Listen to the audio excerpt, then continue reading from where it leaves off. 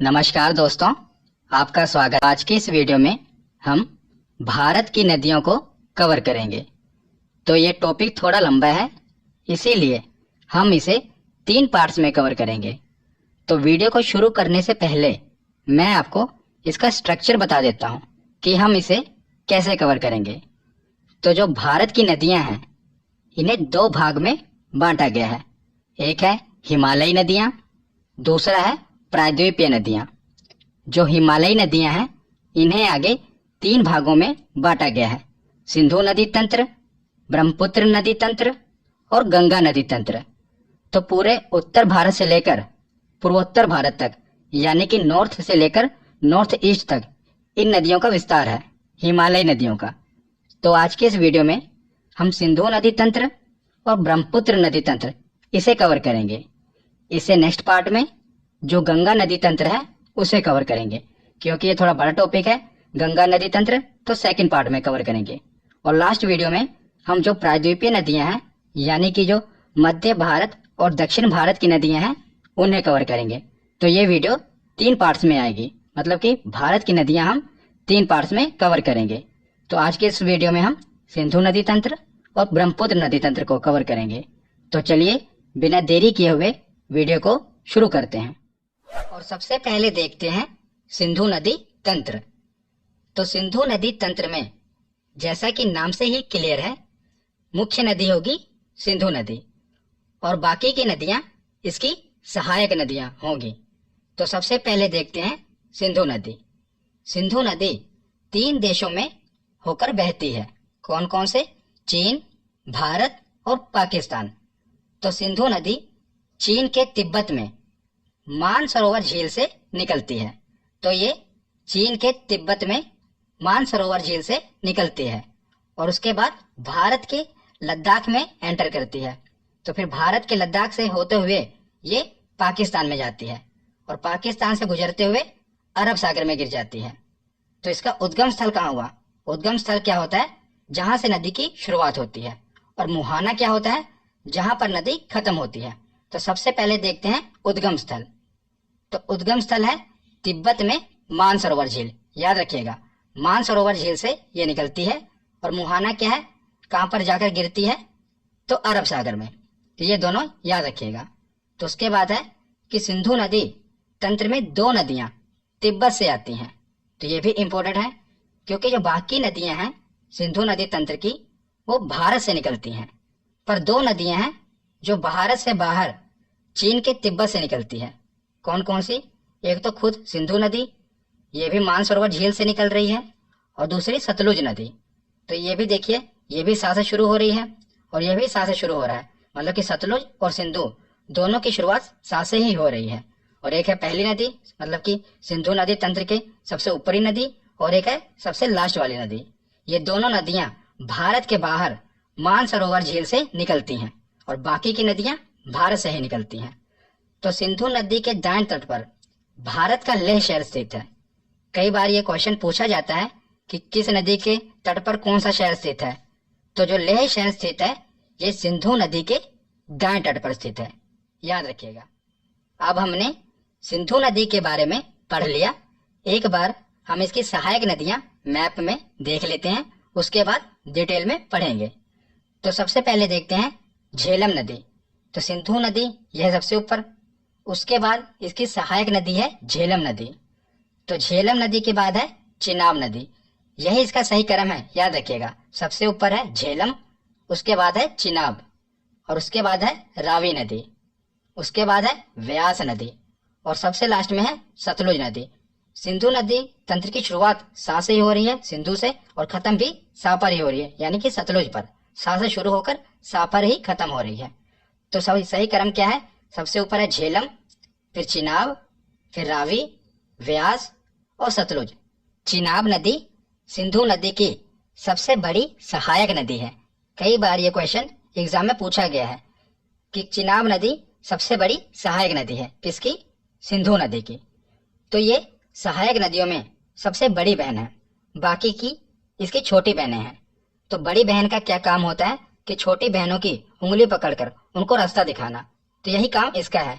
ये चिनाब नदी सबसे बड़ी बहन है बाकी की बहनें इसमें मिल जाती हैं, इसकी उंगली पकड़ लेती हैं और ये उनको उसके मंजिल तक पहुंचाती है, यानी कि बड़ी बहन के हिसाब से ये उनको रास्ता दिखाती है। ये सब नदियां इनमें जाकर मिल जाती हैं, मतलब कि जो बाकी की नदियां हैं ये चिनाब में मिल जाती हैं और चिनाब जाकर सिंधु नदी में मिल जाती है।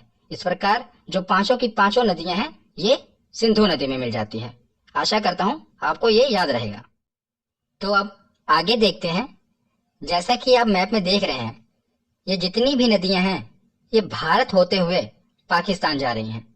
इसीलिए पाकिस्तान को ये डर सता रहा था कि कहीं भारत इन नदियों को रोक न दे। इसीलिए भारत और पाकिस्तान के मध्य एक समझौता हुआ जिसे कहते हैं सिंधु जल समझौता। ये क्या है इसे देख लेते हैं। तो सिंधु नदी तंत्र के जल को लेकर भारत और पाकिस्तान के बीच 1960 में सिंधु जल समझौता हुआ जिसे कहते हैं इंडस रिवर ट्रीटी। तो इस संधि पर भारत के तत्कालीन प्रधानमंत्री जवाहरलाल नेहरू जी और पाकिस्तान के तत्कालीन राष्ट्रपति अयूब खान ने दस्तखत किए थे। ये दोनों, एक प्रधानमंत्री और दूसरे पाकिस्तान के राष्ट्रपति, इन्होंने हस्ताक्षर किए थे। इनके बीच हुआ था इंडस रिवर ट्रीटी। तो इस समझौते में क्या निर्णय लिया गया? जैसा कि आप जानते हैं सिंधु नदी तंत्र में कितनी नदियां हैं? तो 6 नदियां हैं। तो 6 नदियों में से 3 नदियों का अधिकार, मतलब कि 3 नदियों के पानी का अधिकार पाकिस्तान को दे दिया गया और 3 नदियों के पानी का अधिकार भारत को दे दिया गया। तो ये कौन कौन सी नदियां हैं यही एग्जाम में पूछा जाता है। तो जो ऊपर वाली 3 नदियां हैं, सिंधु नदी, झेलम नदी और चिनाब नदी, इन तीनों नदियों के पानी के इस्तेमाल का अधिकार पाकिस्तान को दे दिया गया। और जो नीचे की 3 नदियां हैं, रावी, व्यास और सतलुज, इन तीनों नदियों का अधिकार भारत को दे दिया गया। तो ऊपर की 3 नदियों का इस्तेमाल पाकिस्तान करेगा और नीचे की 3 नदियों का इस्तेमाल भारत करेगा। तो इस समझौते के तहत जो ऊपर की 3 नदियां हैं इनका पानी भारत नहीं रोक सकता। वहां पर विद्युत उत्पन्न कर सकता है, मतलब कि बिजली का उत्पादन कर सकता है, पर पानी नहीं रोक सकता। ये इसमें डिसाइड हुआ है। तो आशा करता हूं आपको सिंधु जल समझौता समझ आ गया होगा। तो अब हम एक एक करके जो सिंधु नदी तंत्र की सहायक नदियां हैं इनको पढ़ते हैं। तो सबसे पहले हम शुरुआत करते हैं सिंधु नदी तंत्र की सबसे बड़ी सहायक नदी चिनाब से। तो चिनाब का उद्गम स्थल और मुहाना देख लेते हैं, क्योंकि एग्जाम में यही पूछा जाता है कि इस नदी का उद्गम स्थल बताओ, मुहाना बताओ, और जो विशेष बातें हैं वो भी हम पढ़ेंगे। तो सबसे पहले चिनाब नदी का उद्गम स्थल। तो चिनाब नदी कहाँ से निकलती है? बारालाचा दर्रा। ये मैंने आपको दर्रे की वीडियो में बताया था कि बारालाचा दर्रा कहाँ पर है, तो हिमाचल प्रदेश में है। तो चिनाब नदी निकलती है हिमाचल प्रदेश से। हिमाचल प्रदेश से निकलती है और ये खत्म कहाँ पर होती है? तो आपको पता है ये सभी नदियां सिंधु नदी में जाकर मिल जाती हैं।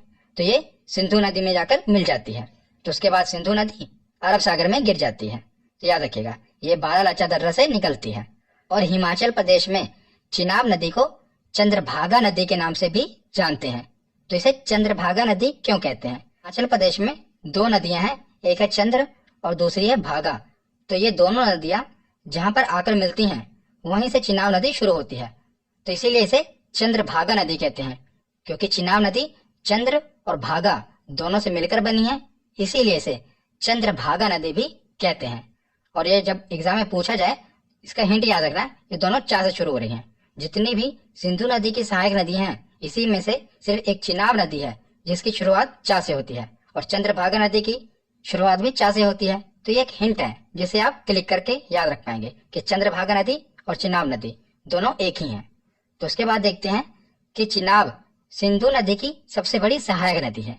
ये मैंने आपको पहले ही बता दिया था कि जो चिनाब नदी है ये सिंधु नदी की सबसे बड़ी सहायक नदी है। तो चिनाब नदी हमने देख ली। अब हम बाकी की सहायक नदियां एक एक करके देखते हैं। तो इनको मैंने एक ही स्लाइड में कवर कर दिया, इनका उद्गम स्थल और मुहाना और जो विशेष बातें याद रखनी है, तो इसे आप याद रख पाएंगे। ज्यादातर यही पूछा जाता है कि इनका उद्गम स्थल कौन सा है, क्योंकि मुहाना तो आपको पता ही है कि जितनी भी सहायक नदियां हैं ये चिनाब नदी में मिल जाएंगी और चिनाब नदी सिंधु नदी में मिल जाएगी। पर जो इसका उद्गम स्थल है ये इम्पोर्टेंट बनता है। तो हम एक एक करके देखते हैं। तो सबसे पहले देखते हैं झेलम नदी। तो झेलम नदी का उद्गम स्थल है बैरी नाग झील। तो मैंने झील वाली वीडियो में आपको बताया था कि जितने भी नाग नागिन वाली झीलें हैं ये कहाँ पर हैं, तो ये हैं जम्मू कश्मीर में। तो झेलम नदी जम्मू कश्मीर के बैरी नाग झील से निकलती है और मुहाना चिनाब नदी है, ये तो आपको पता ही होगा। तो इसे आप याद कैसे रख पाएंगे कि बैरी नाग झील से झेलम नदी निकलती है। तो जैसा कि इस झील में लिखा है नाग, तो इसके पीछे है ना नाग, तो जो नाग नागिन है इनको कोई आम नदी नहीं झेल सकती, तो कोई ऐसी नदी हो जो इनको झेल पाए। तो इस नदी का नाम ही रख दिया गया झेलम। ये इतने नाग नागिनों को झेल रही है, इसीलिए इसका नाम पड़ गया झेलम नदी, क्योंकि ये बहुत से नाग नागिन को झेल रही है। एक तरीका है जिसे आप याद रख पाएंगे। तो ये भी याद रखना कि जो श्रीनगर है ये झेलम नदी के तट पर है। साथ ही साथ जो इम्पोर्टेंट बातें हैं वो मैं आपको बता रहा हूँ। तो श्रीनगर झेलम नदी के तट पर है, याद रखिएगा। तो झेलम नदी के बाद देखते हैं रावी नदी। तो रावी नदी निकलती है रोहतांग दर्रा से। रोहतांग दर्रा मैंने आपको दर्रे वाली वीडियो में बताया था, ये है हिमाचल प्रदेश में। और इसका मुहाना तो चिनाब नदी, ये तो आपको पता ही होगा। तो रावी नदी निकलती है रोहतांग दर्रे से। रोहतांग ये रा से शुरू हो रहा है, ये ऐसे हिंट है एक, याद रख लेना कि रा से ये भी है रा से ये भी है। तो रोहतांग दर्रे से निकलती है रावी नदी। और जो लाहौर शहर है पाकिस्तान का, लाहौर बहुत ही फेमस शहर है लाहौर, ये रावी नदी के तट पर ही है। तो कई बार एग्जाम में पूछा जाता है कि लाहौर किस नदी के तट पर है, ये इंपॉर्टेंट है। तो ये है रावी नदी के तट पर, याद रखिएगा। तो झेलम और रावी ये हमने देख लिया। अब हम देखते हैं सतलुज। तो सतलुज नदी राकसताल जो कि मानसरोवर झील है तिब्बत में, वहां से निकलती है।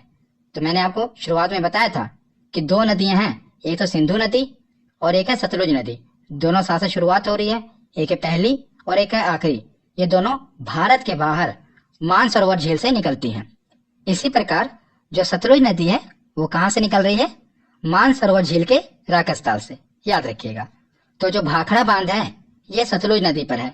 कई बार एग्जाम में पूछा गया है कि भाखड़ा बांध किस नदी पर है, तो याद रखिएगा सतलुज नदी पर है भाखड़ा बांध। जितने भी बांध है इम्पोर्टेंट, मैं उस पर एक वीडियो लेकर आऊंगा, पर अभी आप देख लीजिए कि सतलुज नदी पर है भाखड़ा बांध। तो उसके बाद है व्यास नदी। ये सिंधु नदी तंत्र की आखिरी सहायक नदी है। तो याद रखिएगा रावी और व्यास दोनों का उद्गम स्थल रोहतांग दर्रा ही है, जो कि हिमाचल प्रदेश में है। कौन कौन सा, रावी और व्यास। इसे अगर मैं आपको एक हिंट बताऊं तो ये आप ऐसे याद रख सकते हैं, जैसा कि मैंने आपको बताया था कि रावी नदी कहाँ से निकलती है, तो रा से शुरू हो रही है रोहतांग दर्रे से। उसी प्रकार आप रावी लिख लीजिए, रावी ये कहाँ से निकल रही है, रोहतांग दर्रे से। तो रा से रावी हो गया और वहां से व्यास हो गया, तो दोनों रोहतांग दर्रे से निकल रही हैं। रावी से ही आप क्लियर कर लेना, एक हिंट है, रावी नदी लिखेंगे तो दोनों रोहतांग दर्रे से निकल रही हैं, रा से रावी और वहां से व्यास। दोनों कहाँ से निकल रही हैं, रोहतांग दर्रे से। तो व्यास नदी इकलौती ऐसी नदी है जो भारत में ही शुरू होती है और भारत में ही खत्म हो जाती है। तो ये सतलुज नदी में जाकर मिल जाती है और सतलुज नदी इसे चिनाब नदी में मिला देती है। तो याद रखिएगा ये भारत में ही शुरू होती है और भारत में ही खत्म हो जाती है। और सबसे ज्यादा इम्पोर्टेंट है, पंजाब के हरिके क्षेत्र में सतलुज और व्यास का ये जहाँ पर संगम हो रहा है, यहीं से एक नहर निकलती है जिसे कहते हैं इंदिरा गांधी नहर। ये भारत की सबसे बड़ी नहर है, इसीलिए इम्पोर्टेंट है, याद रखिएगा। जहाँ पर सतलुज और व्यास का संगम हो रहा है यहीं से निकलती है एक नहर जिसका नाम है इंदिरा गांधी नहर, और ये हमारे भारत की सबसे बड़ी नहर है। तो सिंधु नदी तंत्र के बाद अब देखते हैं ब्रह्मपुत्र नदी तंत्र। तो ब्रह्मपुत्र नदी भी तिब्बत के मानसरोवर झील के पास से निकलती है। तो 3 नदियां हो गई जो मानसरोवर झील से निकलती हैं। कौन कौन सी, सिंधु, सतलुज और ये ब्रह्मपुत्र नदी। तो ये एग्जाम में पूछा जाता है कि मानसरोवर झील से कौन सी 3 नदियां निकलती हैं। तो 3 नदियां हैं, सिंधु, सतलुज और ब्रह्मपुत्र। तो यह है 3 देशों से होकर बहती है ब्रह्मपुत्र नदी। कौन कौन से, चीन, भारत और बांग्लादेश। तो ये चीन के तिब्बत से निकलती है और भारत में यहाँ पर अरुणाचल प्रदेश में है नामचा बरवा पर्वत। मैंने आपको पर्वत वाली वीडियो में बताया था। तो यहाँ से टकराकर ये यू टर्न लेती है और भारत में प्रवेश करती है। तो भारत से होते हुए ये बांग्लादेश में जाती है और बांग्लादेश से ये सीधा बंगाल की खाड़ी में जाकर गिर जाती है। तो याद रखिएगा चीन, भारत और बांग्लादेश ये 3 देशों से होकर गुजरती है। और ब्रह्मपुत्र की कुल लंबाई है 2900 किलोमीटर। इसकी टोटल लंबाई 2900 किलोमीटर है, पर भारत में इसकी लंबाई है 916 किलोमीटर। और ब्रह्मपुत्र भारत की सबसे चौड़ी नदी है, याद रखिएगा, यह सबसे चौड़ी नदी है भारत की। और ब्रह्मपुत्र नदी को अन्य नामों से जाना जाता है, मतलब इसके और भी नाम है और यही इम्पोर्टेंट है। तो तिब्बत में इसे जानते हैं यारलुंग सांगपो नाम से। तो तिब्बत में ब्रह्मपुत्र नदी को कहते हैं सांगपो नदी। और अरुणाचल प्रदेश में, जब ये अरुणाचल प्रदेश में एंटर करती है तो इसे कहते हैं दिहांग नदी। और यही नदी जब आगे बढ़कर असम में जाती है तो असम में कहते हैं ब्रह्मपुत्र नदी। और यही नदी जब आगे बांग्लादेश में जाती है तो वहां पर इसे कहते हैं जमुना नदी। तो इसके सभी नाम याद रखिएगा क्योंकि ये एग्जाम में पूछे जाते हैं। तिब्बत में कहते हैं सांगपो, अरुणाचल में कहते हैं दिहांग, असम में कहते हैं ब्रह्मपुत्र और बांग्लादेश में कहते हैं जमुना। तो ब्रह्मपुत्र नदी के बारे में हमने पढ़ लिया। अब हम देखते हैं ब्रह्मपुत्र की सहायक नदियां। वैसे तो ब्रह्मपुत्र की बहुत सी सहायक नदियां हैं, पर जो इम्पोर्टेंट है मैंने वो कवर की हैं। यही ज्यादातर एग्जाम में पूछी जाती हैं। अगर आप ग्रुप डी की तैयारी कर रहे हैं या खलासी की तैयारी कर रहे हैं तो सीधा बस सहायक नदियां याद रख लीजिए, वही पूछा जाएगा कि कौन सी सहायक नदी ब्रह्मपुत्र की सहायक नदी है। पर अगर आप पीसीएस लेवल की तैयारी कर रहे हैं तो पीसीएस लेवल के एग्जाम में यह भी पूछा जाता है कि कौन सी सहायक नदी दाईं ओर से आकर मिल रही है, कौन सी बाईं ओर से आकर मिल रही है। मैंने वो भी कवर किया है, तो दोनों में आपको याद कराऊंगा। तो सबसे पहले देखते हैं कि बाईं ओर से यानी कि लेफ्ट साइड से कौन सी मिल रही है। तो ये तो आपका दाईं ओर होगा, पर नदी का ये बाईं ओर होगा। क्यों? क्योंकि नदी ऊपर से आ रही है नीचे की ओर। अगर आप अपने आप को ऊपर से नीचे की ओर देखेंगे तो ये आपका दाईं ओर होगा और ये बाईं ओर होगा। तो इसी प्रकार हम तो नदी के हिसाब से देखेंगे ना, नदी ऊपर से नीचे की ओर आ रही है तो ये नदी का बाईं ओर है और ये दाईं ओर है। तो सबसे पहले देखते हैं कि बाईं ओर आकर कौन कौन सी सहायक नदियां मिलती हैं। तो चलिए बाईं ओर से शुरू करते हैं। तो सबसे ऊपर है दिबांग नदी, उसके नीचे है लोहित नदी। और याद रखिएगा लोहित नदी को खूनी नदी भी कहते हैं। एग्जाम में पूछा जाता है कि कौन सी नदी है जिसे खूनी नदी कहते हैं, वो है लोहित नदी। और दिबांग नदी और लोहित नदी दोनों इंपॉर्टेंट है, ज्यादातर पूछी जाती हैं। उसके बाद है धनसिरी नदी और उसके बाद है कोपिली नदी। तो ये चारों नदियां ब्रह्मपुत्र की सहायक नदी हैं जो बाईं ओर से जाकर मिलती हैं। कौन कौन सी? दिबांग, लोहित, धनसिरी और कोपिली। तो इसे आप याद कैसे रखोगे ये मैं आपको एक कहानी से बताता हूँ।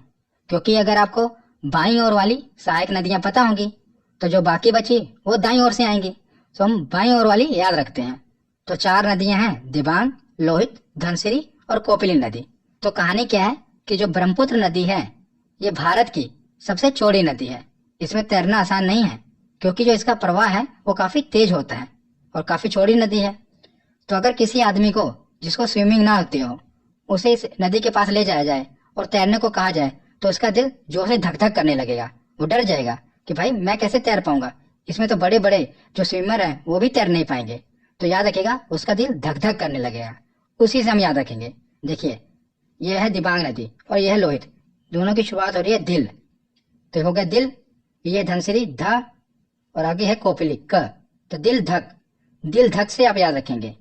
ये तो आप याद रख लेंगे कि इसकी सहायक नदी है। पर अगर आपको ये याद ना रहा कि दाईं ओर से मिलती हैं तो कि बाईं ओर से मिलती हैं, ये कैसे याद रख पाएंगे? तो जो आपका दिल धक धक हो रहा है आप हाथ लगाइए, दाईं ओर हो रहा है या बाईं ओर। तो आपको पता चल गया होगा कि ये जो दिल है हमारा बाईं ओर है। तो इसे याद रख पाएंगे कि दिल धक धक हो रहा है तो बाईं ओर है दिल, तो ये बाईं ओर से मिलती हैं। तो ये आप याद रख लीजिएगा। तो उसके बाद देखते हैं अब हम दाईं ओर वाली नदियां। बाईं ओर वाली याद हो गई, अब दाईं ओर वाली देखते हैं। तो सबसे इम्पोर्टेंट है तिस्ता। तिस्ता नदी जो है ये चोलामू झील से निकलती है।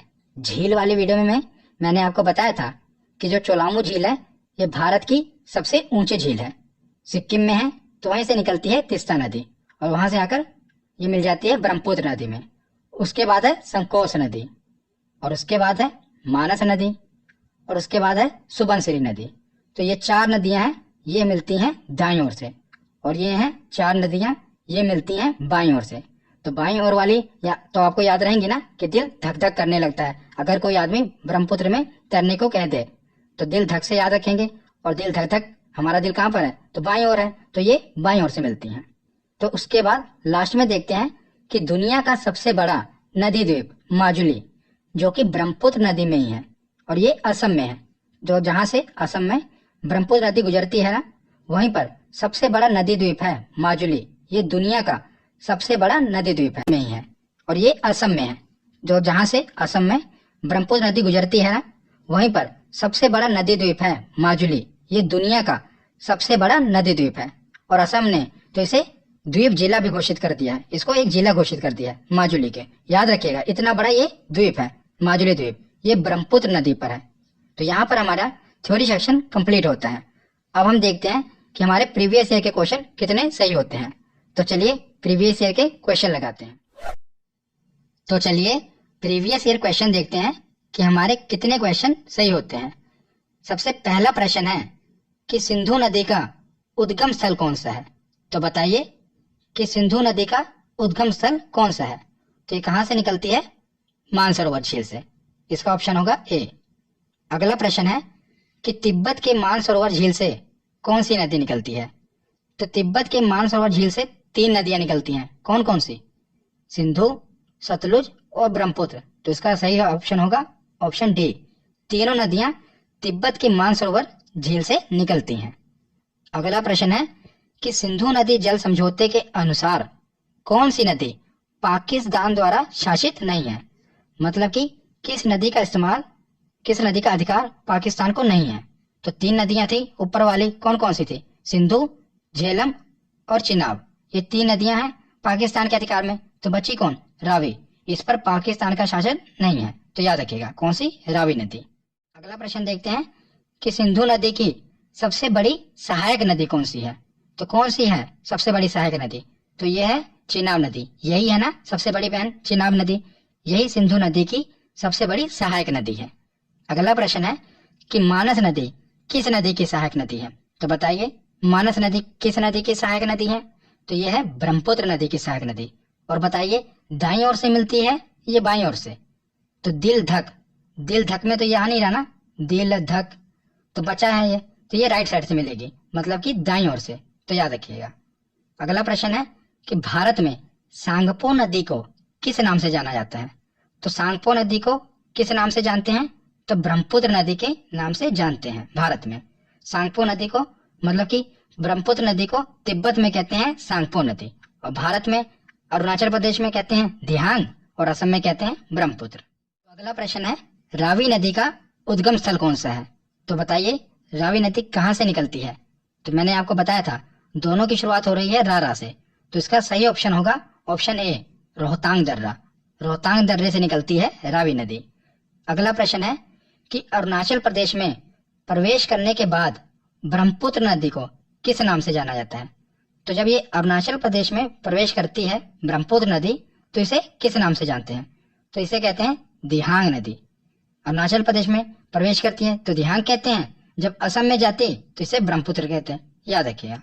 तो अगला प्रश्न है कि हिमाचल प्रदेश में चंद्रभागा नदी किसको कहते हैं। तो बताइए इसकी भी ट्रिक क्या थी।